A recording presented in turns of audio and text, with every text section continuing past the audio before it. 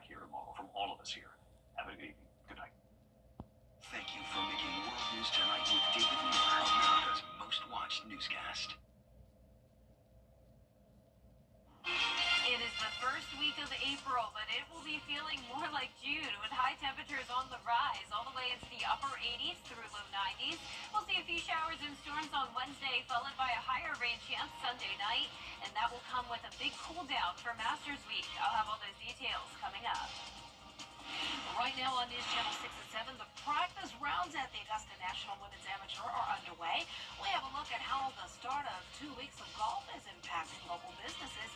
As your News at 7 starts now. Live from Television Park, this is WJBF News Channel 6 at 7. Good evening, everyone. I'm Dee Griffin. Thanks so much for joining us. Coverage you can count on begins with dozens of players participating in the Augusta National Women's Amateur, and each one has a story that got them to this week. But for two of them, it's a story we all saw play out on national news. Insoo Choi and Janeth Wong, both playing for Pepperdine University in Malibu, California. Well, the last few months, that area, along with the Palisades, were hit incredibly hard with those wildfires that destroyed homes. In fact, Pepperdine had to be evacuated, and water from their practice facility was used to help put the fires out. Their coach, Lori Gibbs, says the girls rolled with the punches and kept their focus on getting to Augusta. These two players are rock stars when it comes to preparation. They love golf. They love to prepare. That's what we do. We juggle, we pivot, and you just stay positive through the whole thing. And everyone was safe, and we trusted our community, and everyone did a great job. So now we're here. While Coach Gibbs was helping Choi and Wong evacuate, her own family had to leave as well. Everyone made it out safe, and none of the buildings was injured on campus.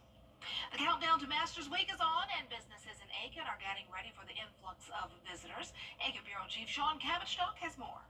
The Masters brings thousands of golf patrons to the area. Hotels are filling up, restaurants are bringing in extra staff, and shops are stocking up on extra items. Yeah. At Lionel Smith Limited, owner Van Smith says preparation is already underway to welcome Masters guests. We are trying to get the store straightened out. We will try to have fresh flowers in here during that week. We'll try to be very hospitable. Visitors come in looking for unique pieces. Generally knit shirts, some crazy shirts here and there, sometimes some basic things, but overall they like the color and stuff they can't get back home. Regulars dodge the traffic, but still stop by. We'll come down and eat, maybe bring the guests in. Restaurants are feeling the impact too. Whiskey Alley's head bartender says the Masters crowd brings about a 33% increase in foot traffic. People in and out the whole time. I will say that our best seller dishes are absolutely the Royale cheeseburger and the fish and chips. These are items that we're unable to take off the menu, and if we ever did, the community is liable to burn us down. Absolutely. To keep up, staffing is at full capacity all week, and chefs are rolling out a special menu. Planning on doing braised lamb shanks. They'll have a French onion pot roast and a 16-ounce dry-aged grilled ribeye as well. And if you're looking for a Masters-themed cocktail, they got that too. A beef powder washed old-fashioned, so we're going to have Angel's Indian bourbons, and have a soy sauce reduction in it. It'll be served with beef jerky and cracked black pepper. Aiken leaders say Masters Week pumps in a lot of money into the local economy, making it one of the biggest weeks of the year. In Aiken, I'm Aiken Bureau Chief Sean Cavistock, WJBF News Channel 6. And time now for our first check of our weather with Chief Meteorologist Jenna Petracci. And the sunshine welcomed our guests this week, as well as guests at the ballpark. Yeah, Georgia Southern is taking on number 6 Clemson this evening, and they have beautiful warm weather for it. This is a look at our Terry Lambert Hyundai Skyview cam right there at SRP Park. It is a great night for some baseball. Today's almanac shows that we had a warmer than normal low temperature of 61, and then our high today was also 5 degrees above average, all the way up to 80. Now our temperatures are in the upper 70s, but we're still at 80 in Louisville, 79 in Thompson, Augusta at 77. Sylvania, you're at the 80-degree mark. 76 in Aiken, 77 in Edgefield, and 78 in Sparta. We do have some drier air that's moved in. Dew points in the 40s north of I-20, and then more moisture further south. Some 60s still there in Millen.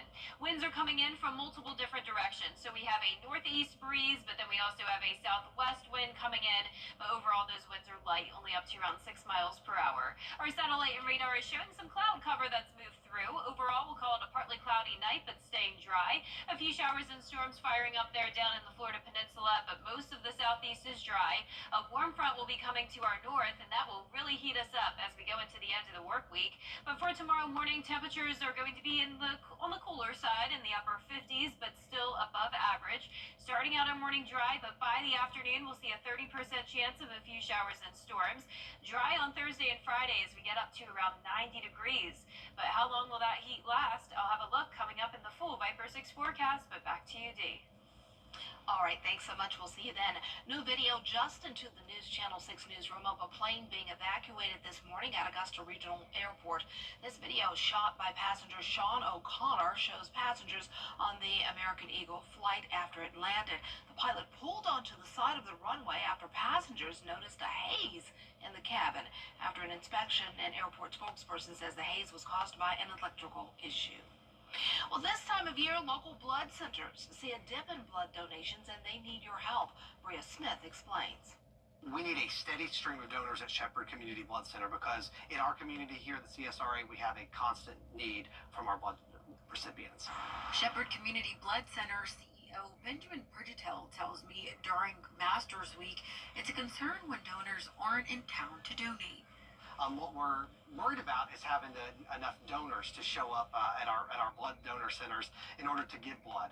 Lots of people from our area are going to be heading out of town. They're going to be on spring break. They're going to be enjoying time with their families, away from all the traffic here. It's why donations are always encouraged if you have the time before you leave town. You know, if you're eligible and able to donate, we would ask that you make that extra effort to donate ahead of the Masters tournament because there's so many people in our community who won't be here to pitch in. But if you're someone staying in the Garden City and surrounding areas for the next 2 weeks, you still have the chance. Evans, Augusta, Grovetown, Aiken, and so there's a place not far from wherever you are that you can really go and you can save a life on your lunch break. Each center is still open during normal business hours during the times of each tournament. In Evans, Bria Smith, WJBF, News Channel 6. Goodwill of Middle Georgia is making it easier to receive secondhand goods for the Augusta area. There are now donation trucks parked at several locations. Those include Dave & Buster's on Cabela Drive and Daniel Village on Wrightsboro Road. Goodwill representatives tell us that items collected at these sites will directly support our community. The trucks are open for donations daily from 9 a.m. until 6 p.m. Well, Augusta leaders facing a major decision later this year. Commissioners voting to set the timeline to approve the project list for the next phase of the special purpose sales tax to be voted on in November.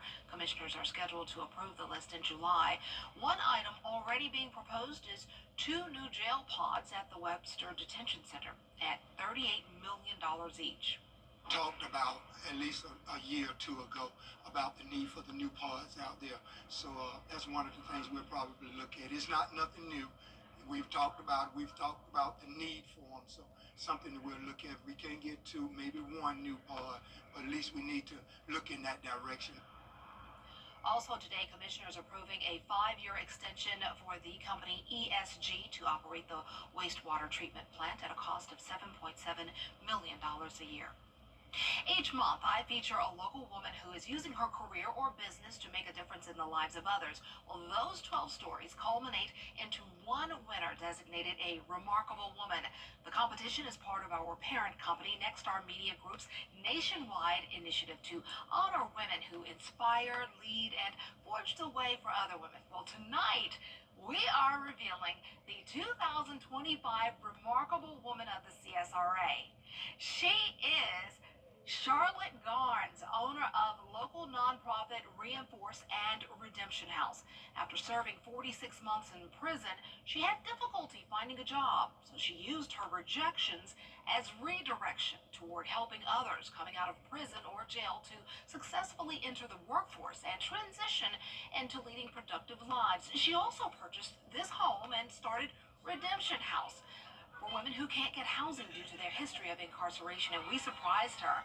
All of this is why Charlotte Garnes is our 2025 Remarkable Woman of the CSRA. Charlotte, on behalf of Goodwill Industries of Middle Georgia and the CSRA and WJBF, we are so honored to recognize you as a remarkable woman. Congratulations. Thank you. Just to be able to do this work from a place of, I just want women to feel whole. I just want women to feel important. I just want women to realize you made a mistake and you can come back and you can reinvent yourself and be who you were created to be. So I don't do it from this, or I just do it from, this is where God has called me to do in this time, do this ministry, and I just do it. And she's doing a great job. Last December, Charlotte went to Washington, D.C. to advocate for permanent disaster recovery funding for residents in both the state of Georgia and the country impacted by natural disasters like we had here, Hurricane Helene. Charlotte will now get an all-expense-paid trip to Los Angeles, California this month to join other nominees from across the country. Now, one woman will be named the Nexstar Media Remarkable Woman of the Year and win $25,000 for a nonprofit. Charlotte has a truly remarkable story. We're so proud of her. And to see my full story about Charlotte and all of the work she's done, as well as her dedication toward helping those who are justice impacted, just go to WJBF.com. Congratulations, Charlotte. She's so deserving. Well, coming up, President Trump expected to announce sweeping new tariffs tomorrow. How they may impact Americans after this break. Hey there, Georgia. I'm John. And a few storms will be possible tomorrow with warm temperatures sticking around. It gets hot as we head into the weekend, starting out dry, then rain and storms again Sunday night, followed by a cool down for Masters Week. Your full forecast is right after this break. My father told me a story once. It really put things into perspective. He told me that when he first started, he was under a house and it was super late at night and it was cold and all these pipes all over town were freezing and bursting. And he said it was so cold he couldn't even bend his hands. That moment for me tested whether you're really going to serve, whether you really mean business, or whether you're just kind of in this for convenience or comfort. And I continued to work at that house until I fixed every leak. Recalls at checktoprotect.org. Kicking off your Saturday mornings with the most trusted team in local sports. Preview all of the weekend action and recap all of the big plays with Gianna Sniffler and Gabriel Snowball. 6 Sports Saturday, Saturday mornings at 9:30 on News Channel 6. The News Channel 6 mobile app is now even better. Download it today. Now, your most accurate forecast with WJBF Live 5/6. Welcome back. Here's a live look at our Terry Lambert Hyundai Skyview Cam into Emmanuel County. The sun is setting. We have some cloud cover, but still mostly clear, sitting at 77 degrees. Dew point of 53, some drier air in place, humidity at 43%. And around the CSRA, we're seeing a mix of mid-70s through upper 70s and even still 80 degrees in Waynesboro. 76 in McCormick, 73 in Saluda, Aiken at 76. And 77 out in Sparta. We had a cold front come through yesterday. That's what brought us the severe storms. Now we're watching this warm front, which will lift to the north of us. And this cold front is going to bring some severe weather to parts of the nation. Notice a moderate risk across the Tennessee Valley for tomorrow. Overall, a large part of the country impacted by this, but we are safe, so we do not have to worry about any severe storms tomorrow. And in fact, the majority of our morning will be dry, and really even the majority of the day. It is not going to be a washout tomorrow. But as we go into the afternoon, when the clouds break apart, we have some sunshine. That will give us the fuel we need to see maybe see a few storms pop up. So our futurecast tonight at 10 o'clock showing mostly cloudy conditions. Warm front goes to our north with a southeast breeze. So that southeast wind is bringing in some moisture, and that's why we'll see the possibility of some showers and storms. But the bulk of the activity is along the cold front, which is staying far away from us, right around the border there of Tennessee, Missouri, Arkansas, Mississippi. That moves up towards the Midwest and still impacts that area all the way into Thursday. For us, Thursday and Friday will be nice and dry, and it is going to be heating up. Here's a closer look at home. Tomorrow at noon, we're still dry at that point. Then by around 2 o'clock, we'll see a few of these showers and storms develop.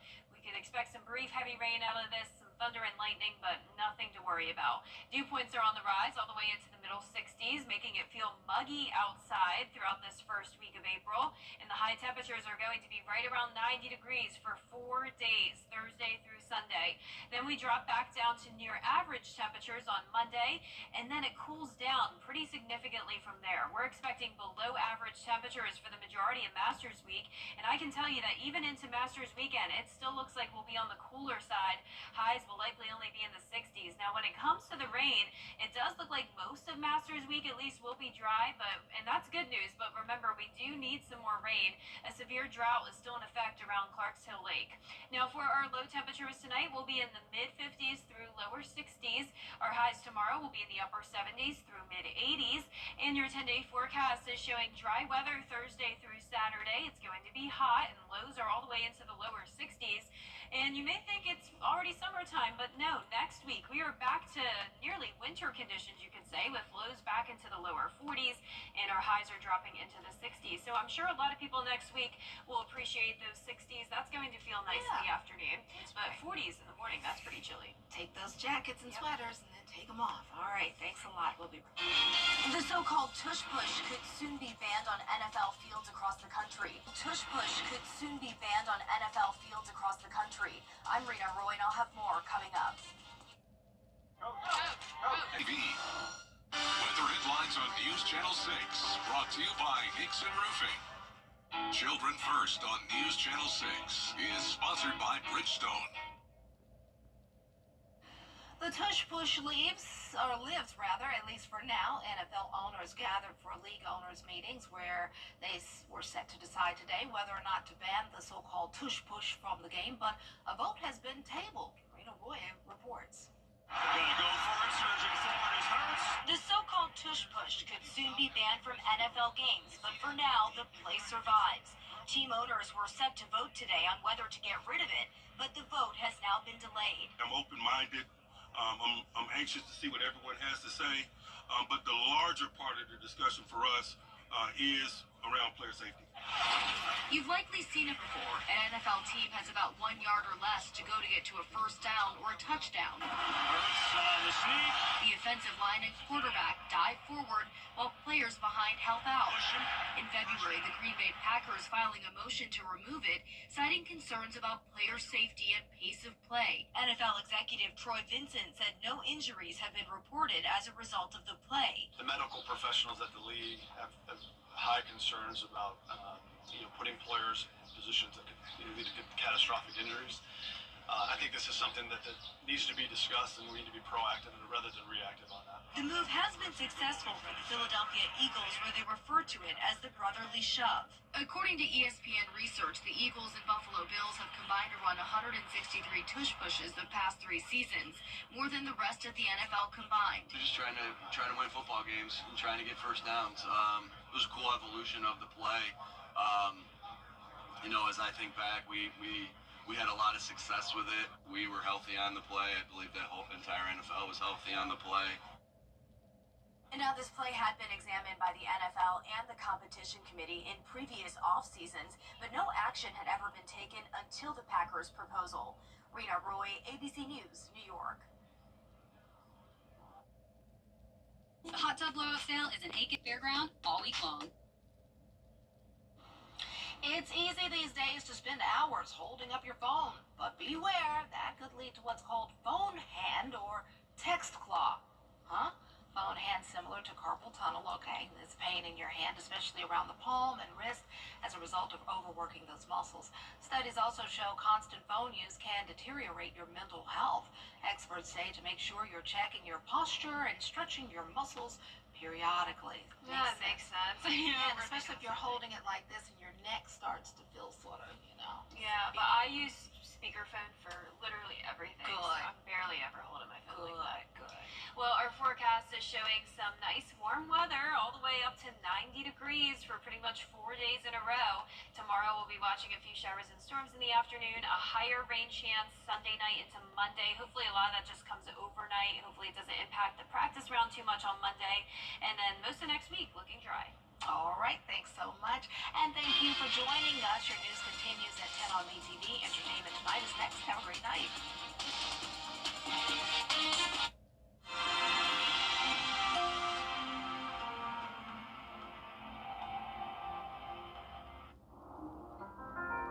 First time when I see him, a lot of stuff came into my mind because I wasn't prepared at all. Another first 3 months of his life were really important, and I wanted to be there all the time for him. First time he was like, "Daddy, Daddy." That was one of his first words.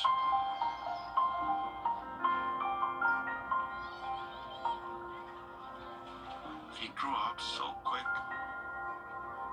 He just surprised me every day. He's really smart.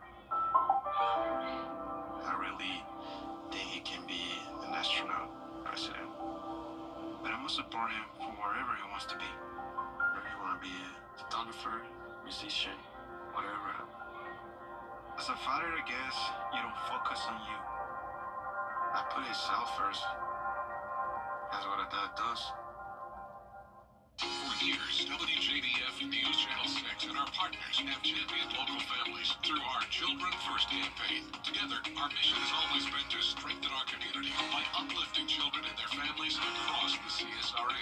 Count on News Channel 6 as we make a difference in the lives of local children. To learn more, visit WJBF.com/Children First.